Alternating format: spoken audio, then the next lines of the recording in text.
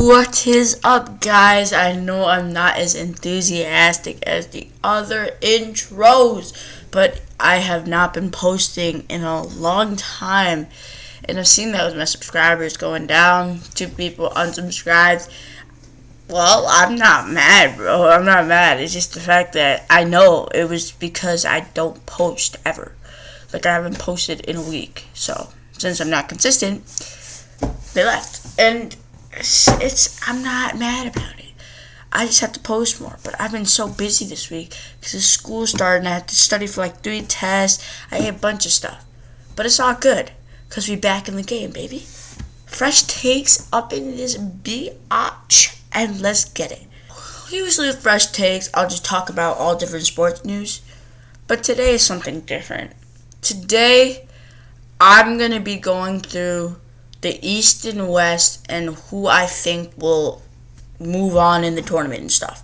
I have it on my phone, so if you see me looking down, that's probably why. But yeah, let me get the stats and everything on my phone. I'll also on the screen show it, but let me just organize my stuff first.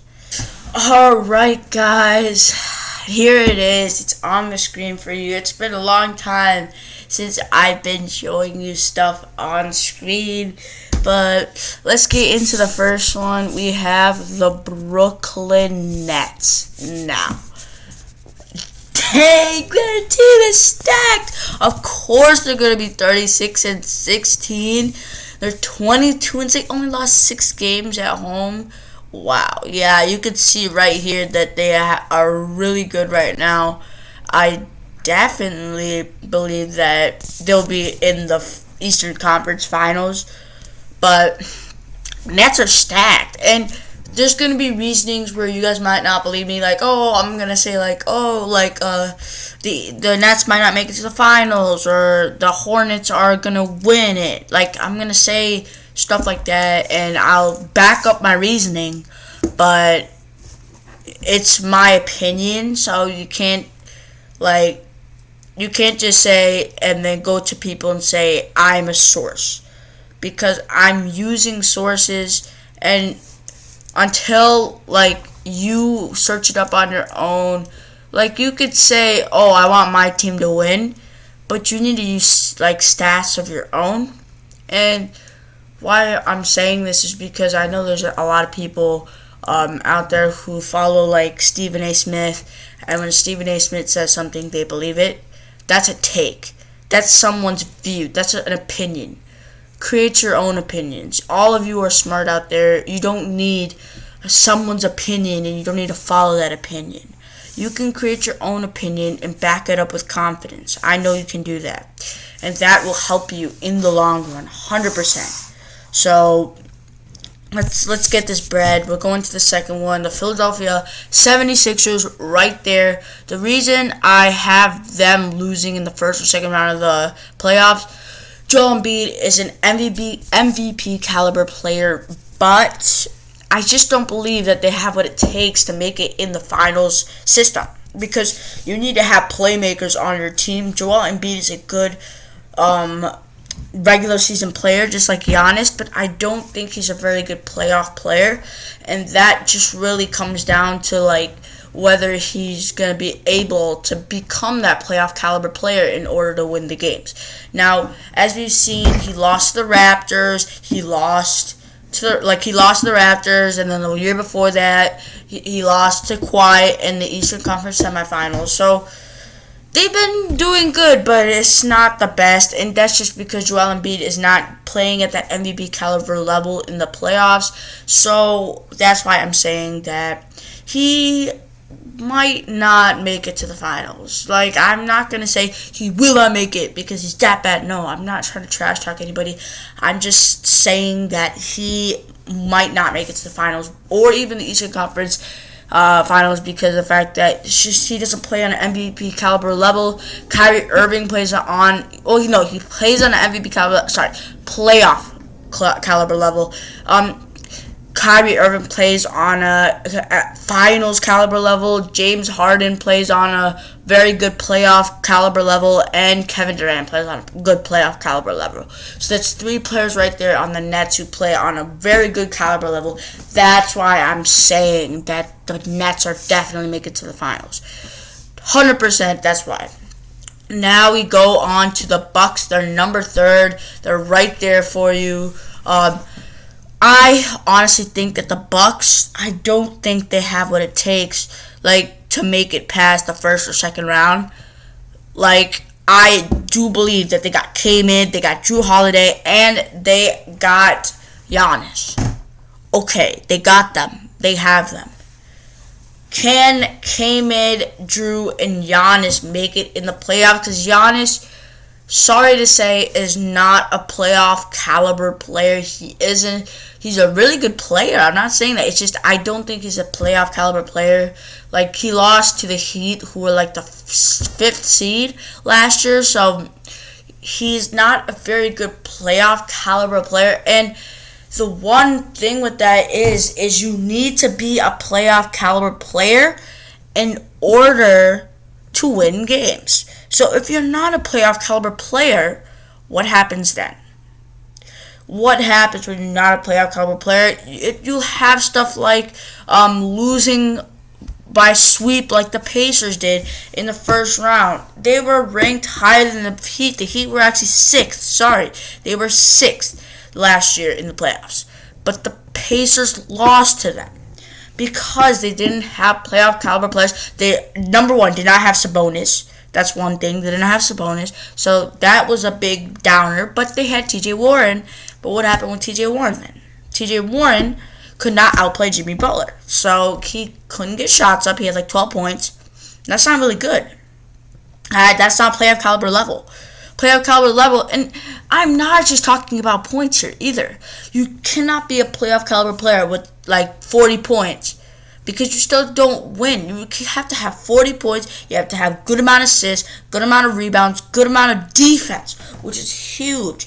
Because the thing with a playoff caliber player is they're all around a great player. And that's what makes teams win. LeBron James is a playoff 100% finals caliber player. Because he has amazing defense in the playoffs. He can score points in the playoffs. He can assist the ball. And he can rebound the ball without the pressure or anything getting to him. That is a finals caliber player right there. So that's why I'm saying that the Bucks might not make it because Giannis doesn't have all that yet. He's going 100% from the shots. He's going 100% in this day. In the playoffs, will he be able to do that? In that environment, will he be able to do that? Now, moving on to the Hornets, I don't think that they'll get past the first round. At first, I was okay, maybe I should change my mind. When LaMelo was popping off, because even when LaMelo was popping off, I was still kind of on the edge. I was saying stuff I don't think that they can make the playoffs. I don't think they have the opportunities to make the playoffs. But when I really looked at it, it was okay, they can make the playoffs when LaMelo was popping off, making that playmaking type stuff. But LaMelo's out, so I don't think that the Hornets can go far. I don't think they can go far because of the fact that LaMelo doesn't have any playing time. He's hurt. He hurt his wrist, broke that wrist, out for the season. So I don't think the Hornets will go very far. That is my take on them. Now going to the 5th seed Hawks. They're right there. 5th seed Hawks. They have been really good. To be honest, they have been amazing so far. Honestly, been incredible. They've been going on 8-0 runs. If you go over here, they had their last 10 games, they were 6-4. They're in their conference itself, they're 14-12. But that's the problem though. They went on those big runs with Nate McMillan as their head coach, but they've been inconsistent with that, and that's why they're 5th and not 1st, 5th and not 3rd. because of that inconsistency. And I think that will carry on into the playoffs. Because I know Trae Young is a playoff caliber player. Because I see it. He can handle that pressure. But I don't think the rest of the team can. If John Collins can handle that pressure, 100% so. But I haven't seen him play. He's injured right now. If I haven't seen him play with the playoffs yet. So that's why I'm saying this. That the Hawks might not make it. Now, going on to the Heat. The Heat, I love the Heat, to be honest. The Heat are such a good team, and in my opinion, like all seriousness right here, Heat are just incredible, to be honest. Incredible team, incredible everything. Absolutely incredible. I'm saying this. People who watch my previous videos will say, oh, I'm biased, oh, I'm this, oh, I'm that. This is my unbiased opinion. With Depot and Bjelica, they have been a better, and I said that name terribly. I'm very sorry about that. With Depot and him, they have been good. They've showed good defense, but they are not a playoff team. I am saying this from the deepest. It's hurting my heart to say this. They are not a playoff team unless Jimmy Butler does what he did last time in the playoffs. Because I know Jimmy Butler is a playoff caliber player, and even some might call him a finals caliber player because he was able to make against the Lakers with Bam and Goran out. But still, the Heat this year, they lost Jay Crowder, an amazing player for that team because he was really good on defense. He was a good playmaking shooter. They could just pass the ball, he would shoot it. So Jay Crowder is such a missed player on their team, and I think it just kind of rocked them.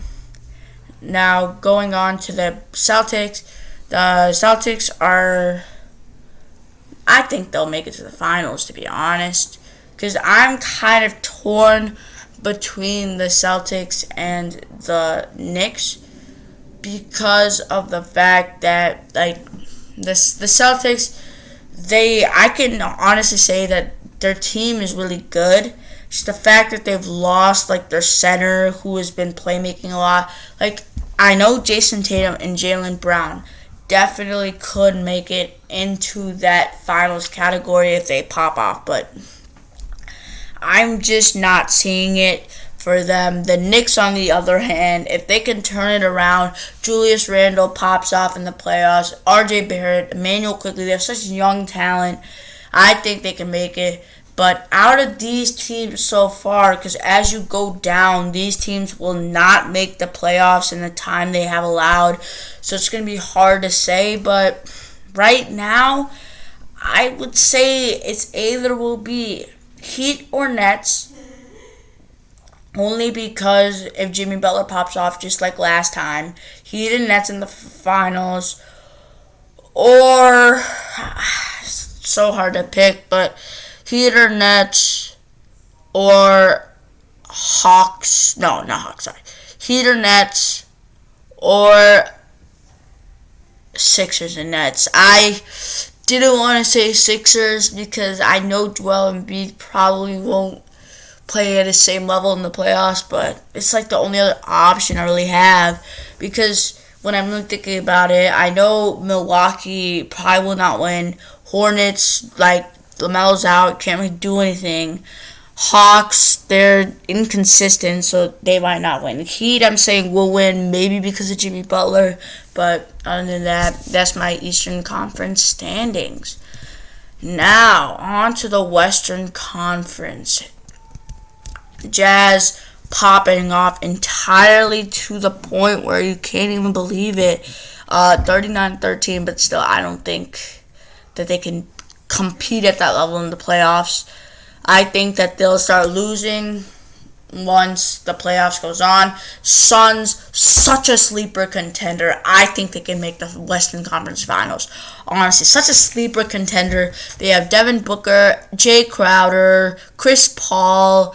Such a sleeper contender. I definitely believe that the Phoenix Suns will make it. And they're only 2 games shy of the Jazz's record. So such a sleeper contender right there. Clippers, like, I know Kawhi's good and all, but it's just like, without Kawhi on the team, they just have a bunch of Hall of Fame menaces of society in their team. Like, they have Marcus Morris, they have Patrick Beverly, I can't say it, Rajon Rondo. I can't believe I can't say that name. Oh my. But you get what I'm saying. Like, if Kawhi's gone, they're done. The Nuggets, I believe, will also make the finals with the Suns because of Nikola Jokic. Such a playmaker in the playoffs. Definitely believe Jokic will lead them to the finals, 100%. He showed it last time. He's showing it in the season. He's going to show it in the playoffs, 100%. The Lakers, LeBron's back. They're going far. I know that for sure. I don't think they can make it this year just because of all the injuries they've been dealt with, like Anthony Davis, LeBron James. But if they're a healthy roster, LeBron, Anthony Davis, and Andre Drummond, that's a big finals contender right there. Now, on to the Trailblazers. Like, the Trailblazers, Mavericks, and Grizzlies are kind of those teams where, like, they have one good player kind of helping them out so hard. And then there's, like, other guys who support at times. Like, Dallas Mavericks has Luka Doncic, like, carrying them so hard to 7th place. But I don't think they can keep it up because they don't have all the components needed to win a playoff games. Grizzlies, same thing. Ja's an amazing player, but you need more help around him. Like, people may say, like, the Grizzlies will figure it out, but they need, like, players that will help Ja out. Because Ja is a playmaker. You need someone like Chris Paul, who's more of an assist maker, more of an IQ type person, where he is a leader on the court. And that type of person you need to trade for or sign. And that type of person is what is needed for a team. And if I really go over it, like, all the top teams have one of those players. Like, the Utah Jazz, I can't really think of someone. Donovan Mitchell is, like, the best guess I have for a playmaker, leader on their team. Phoenix Suns, Chris Paul, most definitely. Clippers, Kawhi Leonard. Nuggets, Nikola Jokic. Lakers, LeBron James. Trailblazers, that's like Dame Lillard or CJ McCollum. That's the problem with, like, leaders, is you can't have two leaders. So that's a big problem. And that's where, like, Grizzlies can trade for McCollum and they get a leader and Ja can be happy.